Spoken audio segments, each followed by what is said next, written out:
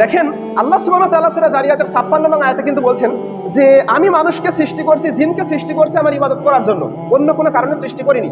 আল্লাহ সুবহানাহু ওয়া তাআলা সূরা বাকারার বিশেষ একটি আয়াতে বলছেন যে আল্লাহ যখন বললেন যে ওয়াইজ ক্বালা রাব্বুকা লিল মালাইকাতি ইন্নী জাইলুন ফিল আরদি খলিফা, আল্লাহ যখন বললেন যে ফেরেশতারা আমি দুনিয়াতে আমার প্রতিনিধি সৃষ্টি করব, এতে তোমাদের মতামত কি? তখন ফেরেশতারা বলল আল্লাহ তুমি জমিনে আবার কি এমন কাউকে সৃষ্টি করবে যারা রক্ত খুনাখুনি মারামারি ফাসাদ দাঙ্গা হাঙ্গামা করবে? তখন আল্লাহ বললেন যে নিশ্চয়ই আমি যা জানি হে আমার মালাইকার দল, তোমরা নিশ্চয়ই তা জানো না, আমি যা জানি নিশ্চয়ই তোমরা তা জানো না। তো আল্লাহ সুবহানাহু ওয়া তাআলা কেন আমাদের সৃষ্টি করলেন? আল্লাহ তাআলা কেন ফেরেশতাদেরকে বললেন যে নিশ্চয়ই আমি যা জানি তোমরা তা জানো না?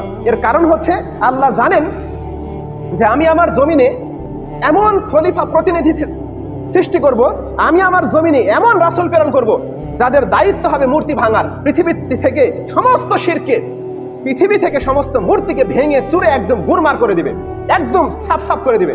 পৃথিবীতে কোনো মূর্তি তারা রাখবে না। পৃথিবীতে আমার সাথে অংশীদার সাব্যস্ত হয় আমার রাসূলগণ দুনিয়াতে গেলে, আমার রাসূলগণের কওমরা যখন দুনিয়াতে থাকবে তখন এই শিরককে তারা ঘৃণা করবে। এই তাওহীদের বিপরীত শিরককে তারা আল্লাহর জমিন থেকে মুছে দিবে। আর মুসলমানের সন্তান হয়ে মূর্তি পাহারা দিচ্ছে, এর লজ্জা, একেবারে লজ্জা তো নাই, এর ঘৃণাও নাই। অথচ আল্লাহ সৃষ্টি করছেন কি যে তাওহীদের বিপরীতে শিরককে আল্লাহর জমিন থেকে চিরতরে শেষ করে দেয়া। আর ওই মুসলমানের সন্তান নিজেকে দাবি করার পরে মূর্তি পাহারা দিচ্ছে। মানে আল্লাহ চাইছেন যে মূর্তি যেন দুনিয়াতে না থাকে, আর ও চাচ্ছে মূর্তি যেন দুনিয়াতে থাকে। তো এর মধ্যে আর একটা হিন্দুর মধ্যে পার্থক্য আমি আপনাকে কিভাবে লক্ষ্য করাবো এর চাইতে ভালোভাবে, যে এর মধ্যে আর একটা হিন্দুর মধ্যে কোনো পার্থক্য নাই।